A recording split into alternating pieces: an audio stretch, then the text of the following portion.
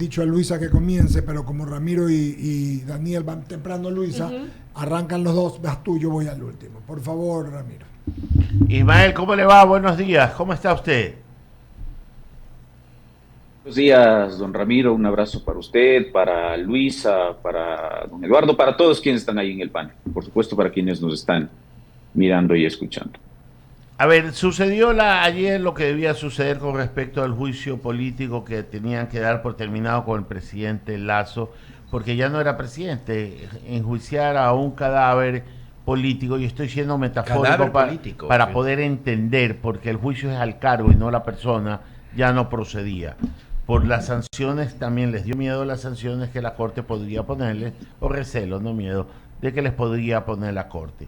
Pero en el andar y el trajinar de la Asamblea Nacional hay en proceso algunos juicios políticos, que no quiero hablar del contenido, sino del procedimiento, que están en cola. ¿Se puede superponer uno de los recientes a los anteriores ya propuestos, o tienen que evacuarlos o darlos de baja para que estos puedan ocupar el puesto que están dejando los anteriores? A ver, eso es complicado desde el punto de vista del procedimiento porque con las últimas reformas a la Ley Orgánica de la Función Legislativa en 2020, el artículo 80 y en el 81, se estableció una prohibición de que la Comisión de Fiscalización, mientras se encuentra en trámite una solicitud de juicio político, pueda abocar conocimiento de una nueva. En buen romance quiere decir que los juicios políticos se despachan por disposición legal expresa en orden de llegar. Por lo tanto, ahora existen, entiendo yo, alrededor de 8 o 9 acusaciones constitucionales contra diversos funcionarios y exfuncionarios, básicamente ministros de gobierno del expresidente Guillermo Lasso. Hay un juicio político al ex procurador general del Estado, hay otro que está pendiente a los vocales del Consejo Nacional Electoral. En días pasados había una acusación constitucional presentada contra el exministro Zapata, otra contra el exministro Santos Albite. Es decir, hay un sinnúmero de juicios políticos que van a tener que ser evacuados, como dispone la ley, en orden de llegada. Así que esa es el trámite que hay que seguir. No hay cómo entonces superponer o dar prioridad o preferencia a una solicitud de juicio político por sobre otra que pudo haberse presentado con anticipación. También está en ciernes, y quiero ya su opinión más que de constitucionalista, de abogado en ejercicio, con respecto a la situación de los concursos dentro de el Consejo Nacional de la Judicatura, que debería empatarse con el juicio a 2 consejeros, que debería empatarse con el pretendido juicio de la Fiscal General de la Nación. El que quiera pensar que todo esto no tiene relación está pensando en cualquier otra cosa. ¿Cómo llevar a cabo un proceso limpio con en tantas tierras movedizas que se transitan todas estas resoluciones?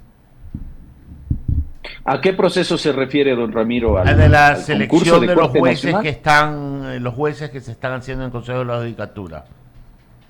Bueno, es que eso es difícil porque ya es un tema de confianza ciudadana y de confianza pública en un órgano que está absolutamente deslegitimado por sus propias ejecutorias. Me refiero al Consejo de la Judicatura. Actualmente está integrado por gente que no merece estar en ese cargo. Y lamentablemente la Constitución esta Constitución de 2008, le entrega unas potestades absolutamente importantes, porque es el órgano de gobierno, de vigilancia, de control, de disciplina de la función judicial, es el que nombra desde jueces de Corte Nacional de Justicia, como estamos viendo ahora, hasta incluso jueces de primer nivel, pasando por cortes provinciales, tribunales distritales, nombra también fiscales de la carrera fiscal, nombra defensores públicos, es decir, tiene una atribución bastante importante en esta materia. Ahora, si es que usted tiene un órgano que está severamente cuestionado no solo por la ciudadanía, por ustedes los medios de comunicación, por el gremio de abogados en general, va a ser muy difícil que las cosas se hagan bien. Se trata de gente que está ahora siendo investigada desde el punto de vista penal por el cometimiento de delitos precisamente para obstruir la justicia. Hay otro que está siendo investigado presumiblemente por lavado de activos. El concurso se ha llevado de una manera opaca. Si usted mira, esto arrancó mal y como se suele decir, lo que arranca o inicia mal, generalmente así mismo va a terminar. La fase de los méritos fue una cuestión absolutamente arbitraria. Hay concursantes que son de la carrera judicial, por ejemplo, el caso de la presidenta de la Corte Provincial de la SUAY, la doctora Alejandra Vallejo. Resulta que después de toda una carrera en la función judicial, eso no ha servido y le ponen 0 en la carpeta de méritos, pero esta cosa es increíble. Luego el tema del famoso comité de expertos integrado por una ex asambleísta que no tiene ninguna experiencia en el tema de recursos de casación, integrado prácticamente por toda la familia del señor Allen Berbera, si solo faltan él y el papá, porque está la hermana, está el esposo de la hermana, bueno, una cantidad de gente ahí que no tiene pues una trayectoria al menos pública conocida de experticia, y sobre la base de este apoyo, entre comillas, que le está dando este comité de expertos, se ha hecho una prueba escrita que ayer se iba a rendir. No sabemos, porque ni siquiera se hizo público el contenido de las preguntas, y en esas condiciones estamos a punto, en enero, máximo en febrero, de tener nuevos integrantes de la Corte Nacional de Justicia. A mí me preocupa específicamente lo que vaya a ocurrir con la Sala Penal. Y dado que hay una evidente vinculación entre el correísmo y los vocales, que siendo 2 actúan como mayoría hoy en el Consejo de la Judicatura, yo veo muy difícil que esto se logre detener, por ejemplo, por la vía de un juicio político, ni por la vía de acciones de carácter constitucional que entiendo se están planteando. Entonces vamos a paso agigantado, a paso firme, pero muy oscuro, a designar jueces que probablemente van a llegar ahí, no para obrar con independencia, imparcialidad y competencia, sino para obrar siguiendo un guión claramente político, como ya lo estamos viendo con otros jueces. Pues el señor Rivera, por ejemplo, con esta decisión de hace un par de días, de pedir la autorización a la Asamblea Nacional para enjuiciar penalmente a un ex vicepresidente que ya no tiene inmunidad constitucional ante enjuiciamientos de carácter penal. Entonces, eso y más probablemente vamos a empezar a ver en la Corte Nacional de Justicia desde el siguiente año. Lamentablemente, la función judicial atraviesa una de sus épocas más oscuras en los últimos años. Doctor Ismael Quintana, Daniel Solórzano le saluda. Quiero pasar al tema de la vicepresidenta de la República. Ha aceptado la delegación del presidente. Evidentemente, en ese escenario, es una delegación que no tiene fecha de expiración, o quizás sí. ¿Cómo puede manejar Verónica Abad esta delegación? ¿Va a llegar un momento donde dice, señor presidente, aquí está, esto es cumplido, ya no tengo nada más que hacer en Israel? ¿O está al arbitrio del presidente de la República el tiempo en que esté allá? Bueno, lo que la Constitución dispone es que el vicepresidente de la República deberá reemplazar al presidente de la República en casos de ausencia temporal o definitiva. Y que mientras eso no ocurra, tendrá que desempeñar las funciones que el jefe del Estado le va a asignar. En este caso, el presidente le ha asignado una función de embajadora, cosa que a mí, digamos, me parece un tanto llamativa, pero la función está asignada. La facultad constitucional para el presidente en esto es absolutamente amplia. Y claro, lo único que ha hecho es de modo indefinido. En el decreto no hay una temporalidad de las funciones, no hay una fecha de inicio y una fecha de fin. El decreto 27 indica que tiene que trasladarse básicamente a hacer oficina en Israel, en Tel Aviv, y tendrá que informar mensualmente, dice el decreto, de las labores o de las gestiones que ella haga para cumplir ese encargo que el presidente de la República le ha hecho. Así que esto puede durar 5 meses, como puede durar el año y medio de gobierno que les queda, con el entendimiento de que cuando se produzca un caso de ausencia temporal de los que establece la Constitución, o cuando se produzca un caso de ausencia definitiva, ella asume el mando de la nación, porque esa es la disposición constitucional. Muy bien, gracias, doctor. Voy a dar paso a mi compañera Luisa Delgadillo con más inquietudes. Gracias, Daniel. Qué gusto saludarlo, Ismael. Buenos días. Yo quiero hacer una pregunta complementaria a la que ha hecho mi compañero Daniel, que me antecedió en la palabra, en torno al tema de la vicepresidencia como tal, como cargo, como la función. El presidente de la República no solamente que la ha enviado como gestora de la paz a la señora vicepresidenta, sino que además ha dispuesto una reestructuración de la vicepresidencia, argumentando que en un momento de crisis económica como la que vive el país, el tener que ya dejar de prescindir probablemente de algunos empleados o funcionarios de la vicepresidencia va a venir muy bien.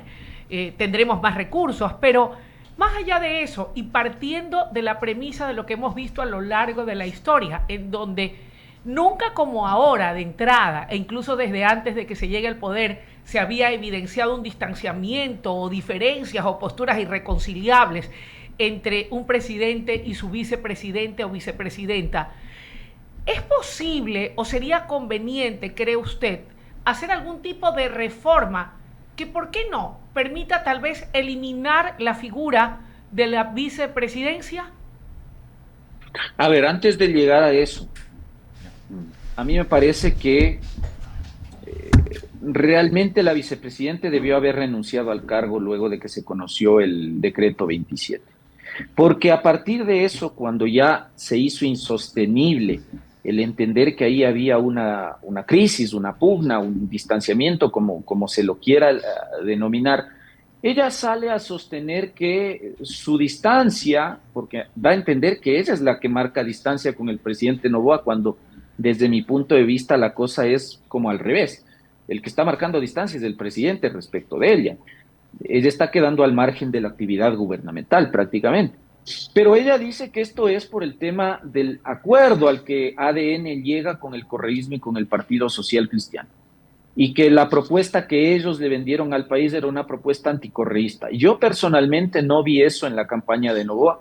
Noboa, todo lo contrario, vendió un discurso alejado del tema anticorreísta. Él dijo que ya la gente está cansada de esta polarización y él capitalizó de algún modo también este discurso. Entonces yo jamás vi a un Daniel Noboa absolutamente opuesto al correísmo como ella dice que fue su propuesta original de campaña. Entonces me parece que esto de subirse al discurso anticorreísta para ahora empezar a hacer la oposición del gobierno dentro del gobierno, me parece que es desleal. Se lo debo decir con toda franqueza, y cuando uno no comulga con la línea política del gobernante siendo vicepresidente, el deber que tiene el funcionario es apartarse. Es decir, porque acá hay que entender, es la segunda mandataria, pero el presidente de la República es Noboa, y Noboa es el que conduce la política del país en el ámbito nacional y también sus relaciones en el ámbito internacional. Si a la vicepresidenta Abad no le parece, o le parece que eso implica, como ella ha dicho, una traición al electorado anticorreísta,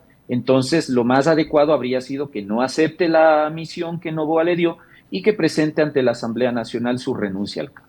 No lo ha hecho, y eso nos obliga a nosotros como país a estar a la expectativa del tira y afloja y de una relación muy tensa que no le conviene a la nación. Ahora, ¿eso por qué le digo? Porque claro, esto nos ha invitado a discutir algo que usted plantea muy válidamente, la necesidad de contar con la institución vicepresidencial en el organigrama de la función ejecutiva, en el diseño constitucional de la función ejecutiva. Ecuador es un país que tiene 20 textos constitucionales. De esos 20 textos, 6 no contemplaron la figura vicepresidencial, siendo que nosotros siempre hemos sido un régimen o un sistema de gobierno de carácter presidencial. 6 constituciones no la han contemplado y el país no se ha caído. En otras constituciones se le ha asignado ciertas funciones directamente al vicepresidente de la República, pero a partir de la Constitución del 98 y con mucho más énfasis la actual, se le retiran funciones y su única misión constitucional es esperar a que el presidente se ausente temporal o definitivamente del cargo. Es una especie de ministro sin cartera, porque incluso los ministros de Estado llegan a saber cuál va a ser el área o la política pública que van a tener que llevar adelante, evidentemente, en ejecución de un plan de gobierno, una línea de trabajo que les dicta el presidente de la República.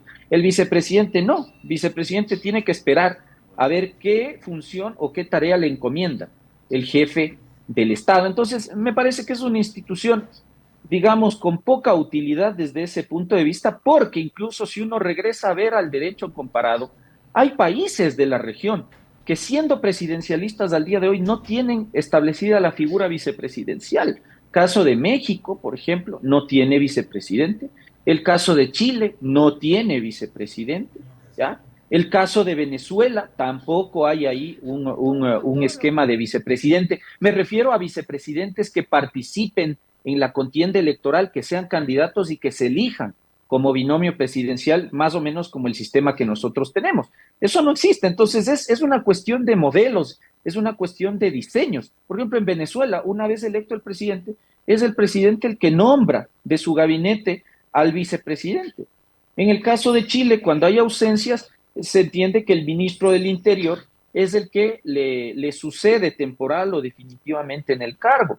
Y así podríamos seguir teniendo ejemplos. De tal manera que lo que quiero decir con esto es que tomando como referencia derecho constitucional comparado, por supuesto que podríamos aquí en algún momento llegar a prescindir de la figura vicepresidencial sin que eso implique que Ecuador deja de ser un régimen presidencial y sin que eso implique que no deban haber reglas para suplir las ausencias temporales o Dios no quiera definitivas de un primer mandatario. Pero eso se puede encargar a un ministro, porque vea las experiencias que estamos teniendo y que hemos tenido, ¿no es cierto? Alfredo Palacio con Lucio Gutiérrez, Gustavo Noboa con Yamil Mawad, León Febres Cordero, Blasco Peñerrera, en su momento Lenín Moreno, con el propio Jorge Glass, y ahora pues evidentemente el caso más reciente, que es el de Daniel Noboa con su vicepresidente Verónica Abad. En este mismo espacio y en numerosas oportunidades hemos venido tratando la necesidad de hacer cambios a la Constitución. Ha quedado de lado, y en eso coinciden todos, que una constituyente no convendría por lo corto del tiempo de este gobierno, que son 18 meses. Y usted mismo ha precisado, más allá de coincidir, como seguramente coinciden muchos de los que nos escuchan, en la necesidad de considerar el tema de abolir el tema de la vicepresidencia, quiero preguntarle, en este corto tiempo, ¿qué tipo de enmiendas sí podrían o deberían hacerse, si el tiempo lo va a permitir, a la actual Constitución, a efectos de hacerla más flexible a las necesidades del país en estos momentos? A ver, lo que pasa es que todo pasa por entender cuál es la finalidad de un proceso de reforma constitucional. Si estamos teniendo problemas institucionales, entonces las modificaciones tendrían que apuntar hacia eso. Por ejemplo, usted me dice a mí, en materia institucional, ¿qué creo que es más importante? No creo que eliminar la figura vicepresidencial sea lo más relevante, pero sí creo que, por ejemplo, retomar la elección de legisladores en segunda vuelta electoral es fundamental. Tener también elecciones parlamentarias a mitad de periodo es fundamental.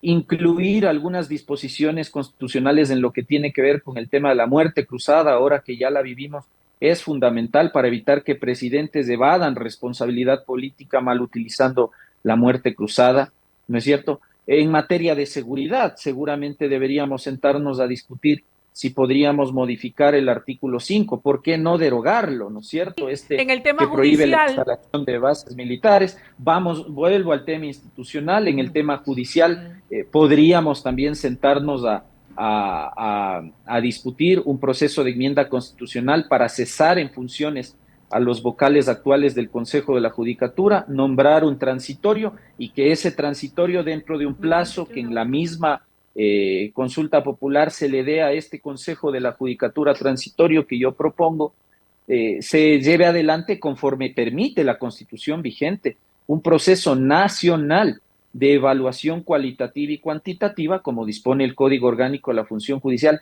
a todos los órganos que integran la función judicial. Vea ahí que ya tenemos unos 3 o 4 temas así a vuelo de pájaro, como se suele decir coloquialmente, que se podrían incluir en una eventual propuesta de consulta popular.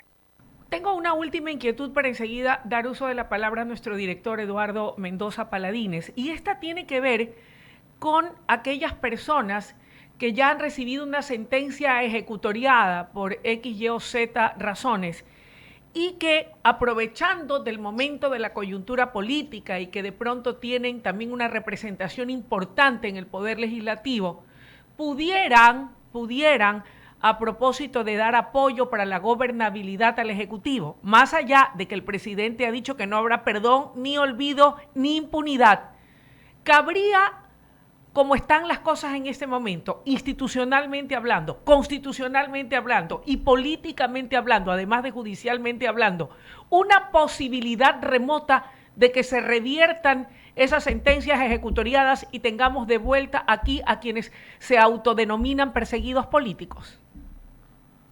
Esa posibilidad existe, lamentablemente. ¿Por qué razón? Porque el procedimiento penal, más allá de que yo no me las quiero dar de lo que no soy, yo penalista no soy, pero conozco en términos generales del proceso penal, contempla la posibilidad de presentar indefinidamente, las veces que uno quiera, el famoso recurso extraordinario de revisión en materia penal.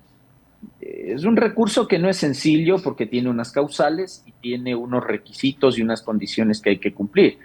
Pero este recurso se presenta precisamente frente a sentencias condenatorias ejecutoriadas y lo resuelve la Sala Penal de la Corte Nacional de Justicia. ¿Por qué le digo que es una posibilidad cierta? Porque estamos viendo que el Consejo de la Judicatura avanza sin ningún miramiento ni contemplación en el concurso para designar precisamente, entre otros, pero mayoritariamente, jueces de la Sala Penal de la Corte Nacional de Justicia.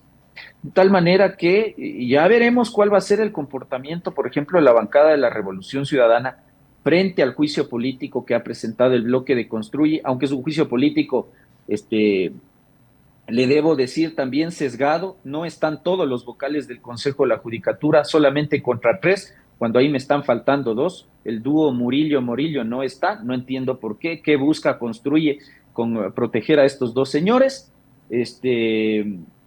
y veremos el comportamiento, pero si nada pasa con ese juicio político, ¿qué es lo que va a pasar? Lo único que va a pasar con ese juicio político es que no va a pasar nada.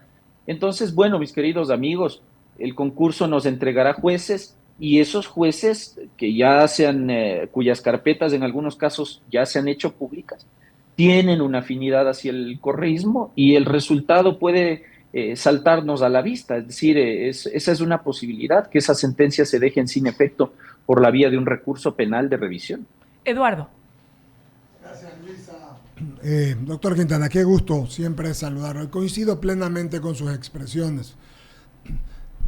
Y hay que decirlo también que el presidente de la Corte Nacional no se la puede pasar porque su delegado es el señor Terán, ¿no verdad? Entonces no me puedes venir a decir que se la vaya a sacar. Y todo ello viene de un acuerdo entre 2 fuerzas que hoy están dominando la Asamblea Nacional. Yo juzgo exactamente lo mismo que usted y pienso exactamente igual que usted.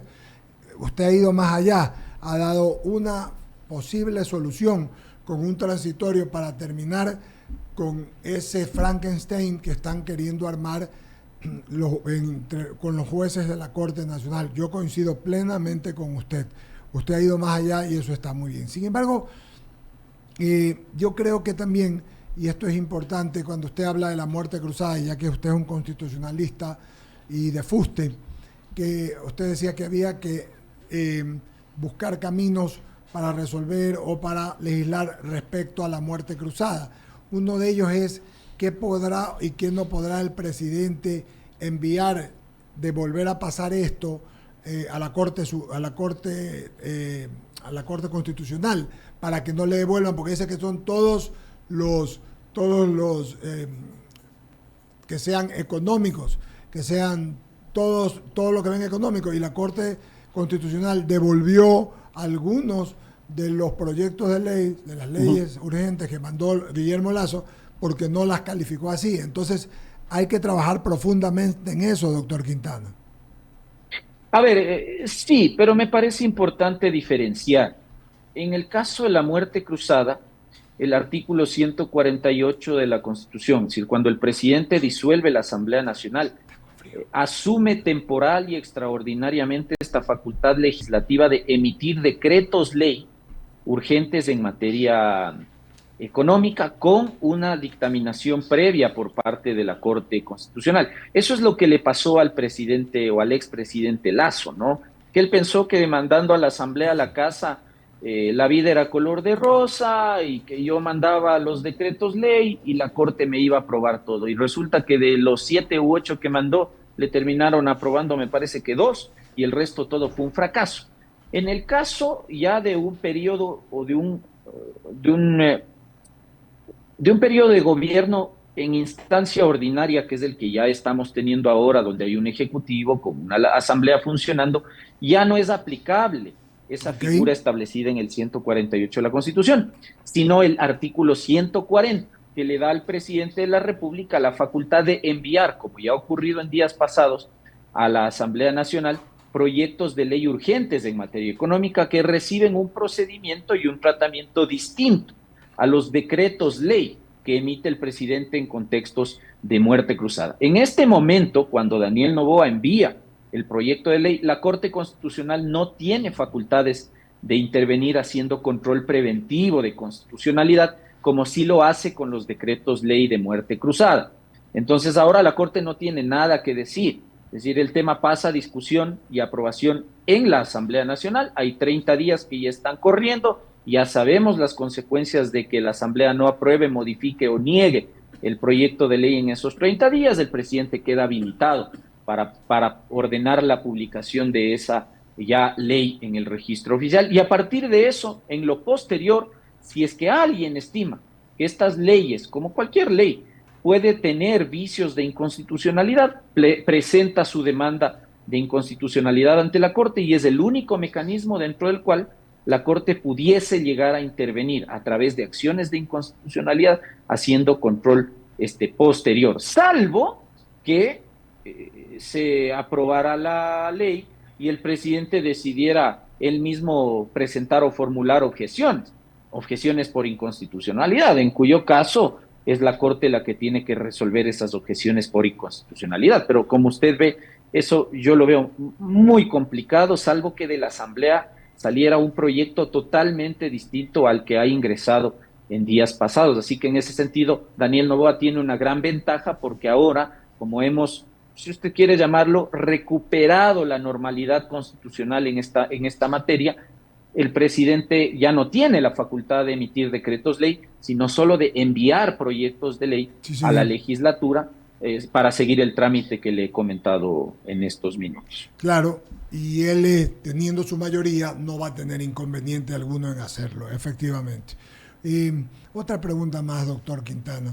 Yo coincido con usted en que la elección, lo hemos dicho siquiera unos 5 o 6 años, para asambleístas debe ser en segunda vuelta. Coincido plenamente. También creo yo que debería armarse un Senado.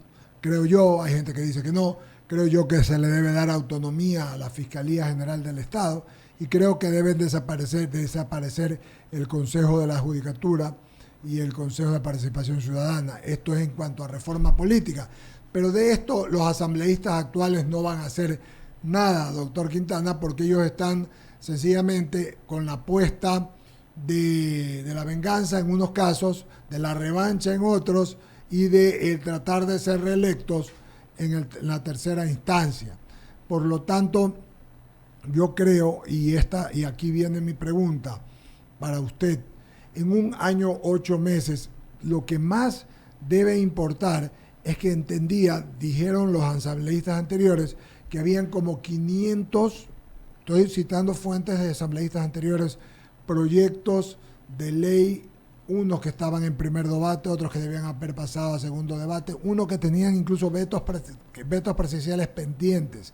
¿No le parece que deberían hacer alguna especie de filtro para que esto pueda tener el curso rápido? Ahí está la ley, por ejemplo, en veto está la ley de salud mental. Entiendo que también hay una que estaba terminando el segundo debate, que es el tema de riesgos y algunas más. y deberíamos escuchar de ello, porque de ello se trabajó mucho, doctor Quintana, y no se hace más que hablar de los juicios políticos y de la ley que ha enviado el presidente, que es urgente, y de revanchas. Deberíamos ser más constructivos y trabajar con lo que se quedó sin terminar, ¿no? Sí, yo creo que ahí hay proyectos de ley que probablemente eran interesantes e importantes a nivel de varias materias, a nivel económico, a nivel de sector justicia, y que podrían retomarse. Algunos estaban incluso con informe para primer debate, así que todavía se los podría mejorar.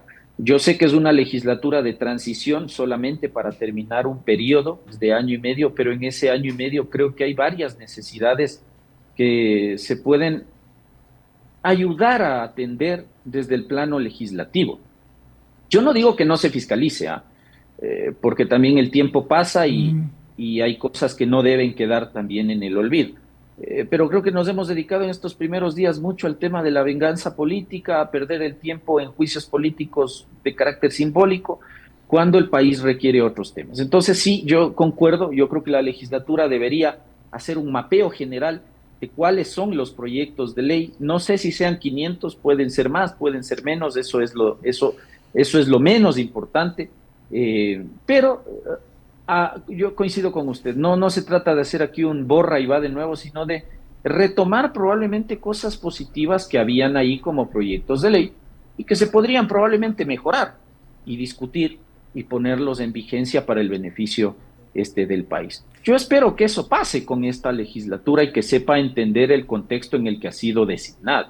Pero si eso no ocurre, bueno, espero que la gente que hoy está ahí no vuelva a pisar nunca más una curul en la Asamblea Nacional. Le quiero agradecer, doctor Quintana, por su gentileza de respondernos a Ramiro, a Daniel, a Luisa y a mí. Eduardo Mendoza Paladines, les mando un abrazo, tenga un buen fin de semana. Gracias por estar en el programa Diálogo de I99 TV e I99 FM. Muchísimas gracias. Un abrazo para todos ustedes, mis queridos amigos. Buenos días y buen fin de semana. Perfecto, lo mismo. Vamos a pagar el corte comercial. Luisa, regresamos enseguida. Feliz Navidad, con Diálogo estás. Feliz Navidad, próspero año, Diálogo tendrás. Hacemos un corte y enseguida regresamos. Inicio de espacio publicitario. ¡Atención! ¡Atención! A todos los clientes y emprendedores a nivel nacional. Ven y visita Almacenes Eduardo Azar en la ciudad de Guayaquil, en Noguchi, Huancavilca esquina, donde encontrarás scooters, cuadrones, motos eléctricas con los mejores precios del mercado. Además, un amplio stock de juguetes, artículos de hogar, fiesta y muchas novedades en un solo lugar. Almacenes Eduardo Azar en Noguchi, Huancavilca esquina. Te esperamos de 10 de la mañana a 6:30 de la tarde. Almacenes Eduardo Azar, en tu vida siempre. Vive en Urbanización Veranera, donde tu familia florece. Nuestro proyecto está ubicado en el kilómetro 11 de la avenida León Febres Cordero, vía a la Aurora San Borondón. Somos una urbanización con diseños modernos de casa, en donde priorizamos la seguridad, confort y todo lo que tu familia necesita para ser feliz. Ven, florece en Veranera. Reserva con tan solo $2,000. Contáctanos al 096 87 75 982. Internet, lo tienes ya, con CNT fibra óptica, navegarás sin parar. Llámate ahora y recibirás el 25% de descuento, el 25% de descuento, contrátalo ya. Cero costo de instalación, cero costo de instalación, para navegar, para chatear, para compartir, para estudiar. Go, go, go, go, go, CNT, go, go, go, go, go, go, CNT, go. Internet con más velocidad, CNT te da más, fibra óptica para navegar, go, te da más, go, te da más, go, te da más, go, te da más, go, te da más. ¿Qué harías si te ganas tus primeros $100,000? Comprarme un carro y lucirme por todas las calles. Viajar muchísimo. Yo amo viajar. ¿por qué no ponerme mi propio restaurante? Así como Khaled, Karen y Natasha, tú también puedes participar por cada $100 en compras con tus tarjetas Banco Guayaquil y entrar al sorteo para ganar $100,000 y hacer todo lo que quieras. Regístrate en misprimeroscienmil.com. Banco Guayaquil, 100 años. Seguimos con más de I99. ¡Qué buena radio! Fin.